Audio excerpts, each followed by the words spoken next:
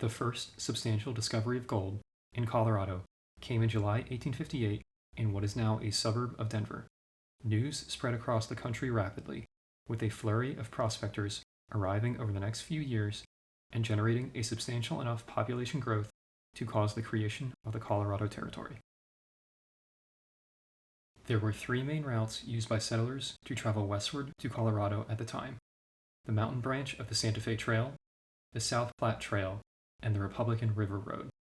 A fourth alternative, the 500-mile-long Smoky Hill Trail, quickly became the most popular, given that it was the most direct, roughly following the Smoky Hill River west across the breadth of Kansas from Atchison to Denver, Colorado.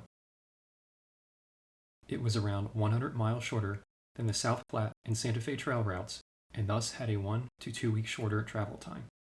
The Smoky Hill Trail partially followed an old Native American one and had been initially surveyed by white settlers in 1850, though heavy use of it began in 1858 after the discovery of gold in Colorado. The trail generally followed the same route through Kansas and then split into three branches in Colorado: the northern route, the southern route, and the middle route, colloquially named the Starvation Trail because of the numerous travelers who passed away along it in such a manner.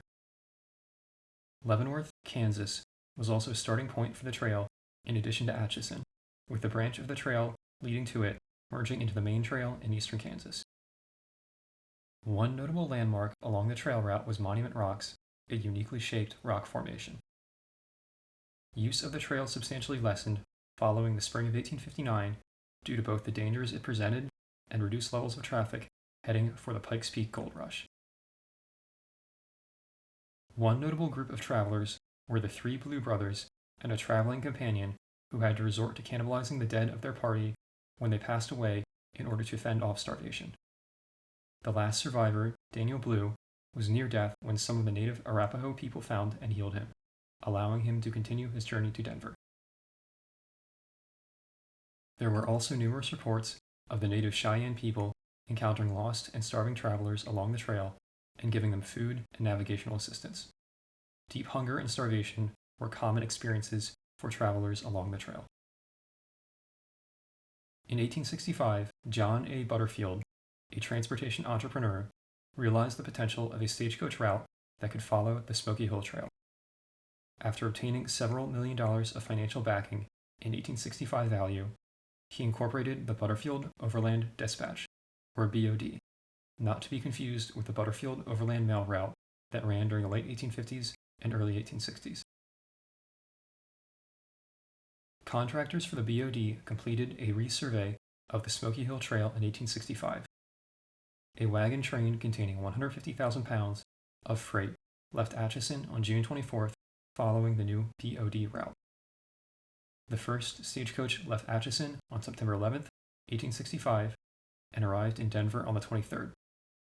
The use of the trail experienced a resurgence after the creation of the B.O.D. The B.O.D. utilized a series of staging stations usually spaced around a dozen miles apart. Larger stations included infrastructure for travelers to buy a meal for 50 cents to $1 and stay overnight. The cost of a one-way trip on the B.O.D. was $175 per person, which was considered to be reasonable by travelers of the time. The B.O.D. did not hold the exclusive rights to the Smoky Hill Trail route, as U.S. military forces utilized it for movement of supplies and troops, immigrants passed along it, and other businesses used it. Western Kansas and eastern Colorado were prime hunting locations for the native peoples of the region, including the Cheyenne and Arapaho, who were deeply angered by this route for large-scale movement across their territory. Travelers along the B.O.D. and Smoky Hill Trail were often attacked by parties of them. This was especially significant between June and September 1867, when groups of Cheyenne warriors attacked stagecoaches and burned B.O.D. stations. This, along with a lack of water sources over the last 130 miles, poor trail markings west of Fort Riley in north-central Kansas, the rough terrain, and the lack of infrastructure along the trail due to its limited use pre-1858, made it the most dangerous of the major routes west during its period of use.